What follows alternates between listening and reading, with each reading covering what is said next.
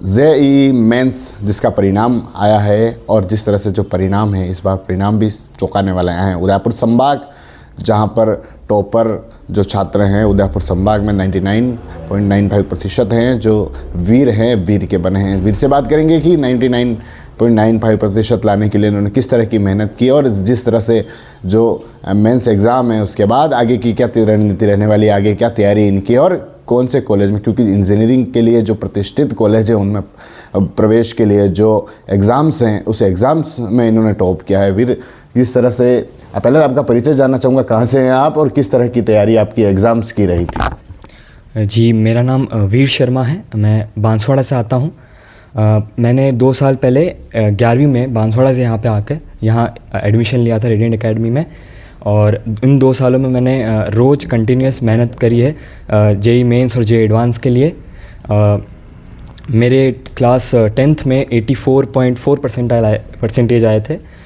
तब मैंने ये नहीं सोचा था कि मैं कभी भी जेईई मेंस जैसे बड़े एग्ज़ाम्स को क्वालिफाई कर पाऊँगा, पर आज 2 साल की मेहनत के बाद ऐसा लग रहा है कि आज मैंने वो काम कर दिखाया है। जिस तरह से आप जिस क्षेत्र से आते हैं, एक वागड़ क्षेत्र है, आदिवासी क्षेत्र है और वहाँ पर शिक्षा को लेकर हमेशा वो देखने को मिलता है, और उससे आपने ऊपर उठकर बांसवाड़ा का जो उदयपुर में जो आता है, लेकिन उससे आप कहीं ना कहीं यहाँ पर आए तो कैसे, क्योंकि वहाँ पर तो एजुकेशन को लेकर दिखता होगा, और आप परिवार की कैसी स्थितियाँ रही थी उस समय? मेरे परिवार की तो काफ़ी अच्छी स्थिति है, पर ये बात सही है कि जब मैं यहाँ पे आया बांसवाड़ा से तो मुझे काफ़ी अलग महसूस हुआ यहाँ पे, क्योंकि इतना ज़्यादा पढ़ाई का उतना वहाँ पे था नहीं। कि यहाँ पे जैसे मैं आता था तो हमारे स्कूल में काफ़ी बड़े बड़े ओलंपियाड वगैरह होते थे, तो वो मुझे काफ़ी नए लगते थे, मैंने कभी ऐसा नहीं करा था। तो यहाँ पे आके मुझे ऐसा लगता था कि कहीं मैं कर पाऊँगा नहीं कर पाऊँगा, पर फिर धीरे धीरे अपने आप सीखते गए और समझ आते गया और पता पड़ते गया कि कैसे पढ़ना है और क्या पढ़ना है, तो उससे काम हो गया कुल मिलाकर। तैयारी कैसी थी आपकी, किस तरह तैयारी करते थे, रूटीन क्या रहता था आपका? एक रूटीन को लेकर हमेशा रहता है, स्टूडेंट्स भी पूछते हैं तैयारी करते हैं कि कैसे पढ़ें, मोबाइल चलाएं नहीं चलाएं, रूटीन से कैसा था आपका और पढ़ाई करने का तरीका कैसा था? रूटीन वैसे मेरा ये मानना है कि आपको जैसा सूट करे वैसा आप करिए, पर अगर आपको मेरा जानना है तो मेरा ये रहता था कि जैसी कोचिंग होती है हमारी, जो 6-7 घंटे कोचिंग होती है, उसके बाद जैसे घर पे आते हैं, खाना खाते हैं हम लोग, फिर थोड़ी देर मैं रेस्ट करता था ताकि थोड़ा सा माइंड फ्रेश हो जाए। फिर मैं वापस अपने पढ़ने बैठता था, थोड़ा रिवाइज़ करता था क्या पढ़ा है आज, थोड़ा चाय पीने आता था, दोस्तों से थोड़ी बातें करता था ताकि और संतुलित रहे माइंड। उसके बाद वापस लगातार 6 से 7 घंटे की पढ़ाई चलती थी रात की 12 बजे तक, और बीच में खाने वाने का ब्रेक तो होता ही है। और फिर मैं ये ध्यान रखता था कि कभी भी 6 से 7 घंटे नींद तो मिनिमम होनी चाहिए, उससे कम हुई तो आपकी पढ़ाई पे इफेक्ट आएगा, आपको अगले दिन क्लास में दिक्कत होगी, और आपके अगर आप कंटिन्यूस अगर आप कम सोएंगे तो आपकी टेस्ट परफॉर्मेंस में भी गड़बड़ होती है। ये मैं नोटिस किया था मेरे 2 सालों में, तो ये मैंने चाहा है कि नींद अच्छी लेनी है, और कभी भी ऐसा नहीं होना चाहिए कि आप पूरा पढ़ाई में घुस गए और आप किसी से बात नहीं कर रहे हो, वो गलत हो जाता है, फिर आपका मेंटल हेल्थ थोड़ी सी कम होने लगती है। तो उसका ध्यान रखना है, नींद पूरी लेनी है, और पढ़ाई तो आप 6 घंटे करिए, रोज़ करिए, तो आपका फ़ायदा ऑटोमेटिक मिलेगा। एक आज का जो युग है डिजिटल ज़माना है, और इसमें हर कोई मोबाइल तो आज ट्रेंड है, लेकिन उसको लेकर आपका क्या रहता था? क्योंकि सबसे बड़ी बात होती है मोबाइल की। आज लोग कहते हैं कि मोबाइल से पढ़ना।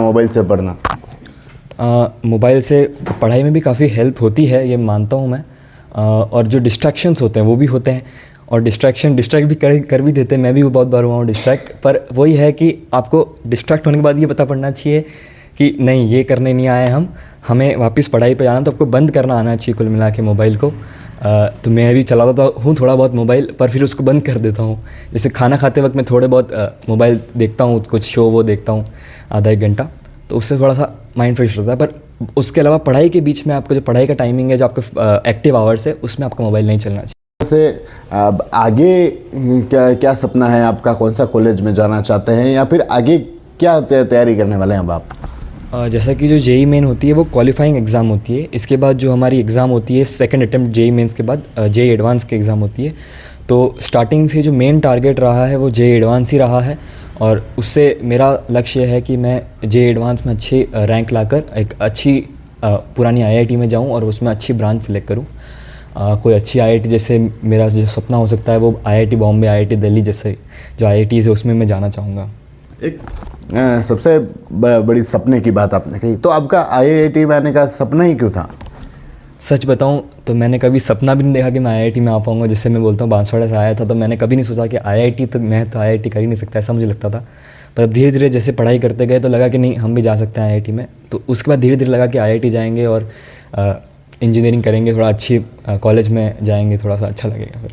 परिवार के भी एक सपोर्ट की बात आती है सबसे बड़ी, कि परिवार का सपोर्ट अगर अच्छा रहा तो कहेंगे। और परिवार के सपोर्ट से ही कैसा आपका परिवार का सपोर्ट था? क्योंकि वहाँ से यहाँ पर आना, यहाँ पर रहना, एक परिवार को चिंता भी रहती है, आपको भी घर की याद सताती है, तो फिर उस समय कैसे?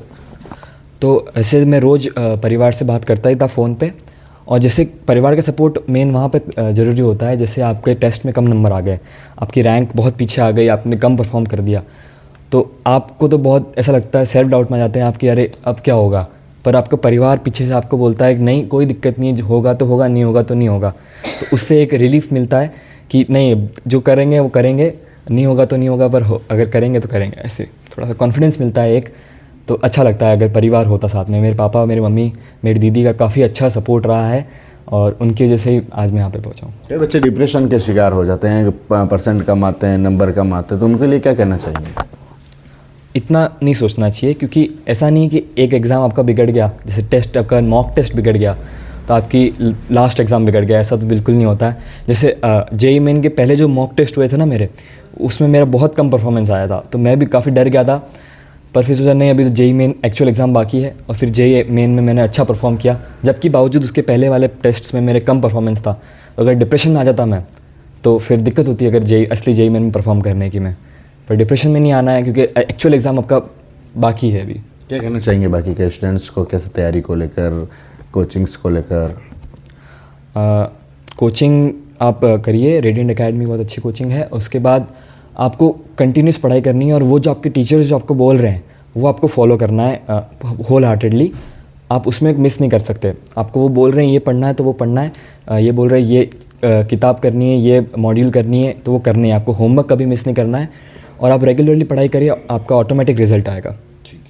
देखिए, वागड़ जिसका नाम हमेशा चर्चा में रहा है, वहाँ की राजनीति की बात करें या फिर एजुकेशन को लेकर है, एजुकेशन को लेकर तो हमेशा वहाँ पर सवाल उठता है शिक्षा को लेकर कि शिक्षा की कमी उस क्षेत्र में है, जागरूकता नहीं है। लेकिन वहाँ के ही जो वीर हैं, जिन्होंने जिस तरह से पूरे उदयपुर संभाग को इन्होंने टॉप किया है 99.95, यानी एक उदयपुर संभाग में इतने प्रतिशत लाना और उस क्षेत्र से आना, वागड़ से आना, ये कहीं ना कहीं एक मेवाड़ के लिए भी एक उस कहें तो गौरव हो सकता है। और इनका कहना है कि जिस तरह से इनकी हॉबीज़ हों या फिर इनके डेली के रूटीन की बात हो, डेली के रूटीन में कभी डिप्रेशन में ना आकर जिस तरह से जो डेली के काम है, चाहे और घर से रिलेटेड काम हो या फिर इनके काम हो, पढ़ाई के लेकर काम हो, सब काम इन्होंने करके साथ इस पढ़ाई को पूरा किया। और वागड़ से आकर भी इन्होंने उदयपुर पूरे वागड़ और मेवाड़ को इन्होंने जिस तरह से जो रैंक लाई है। TV9 के लिए राजेश डांगी।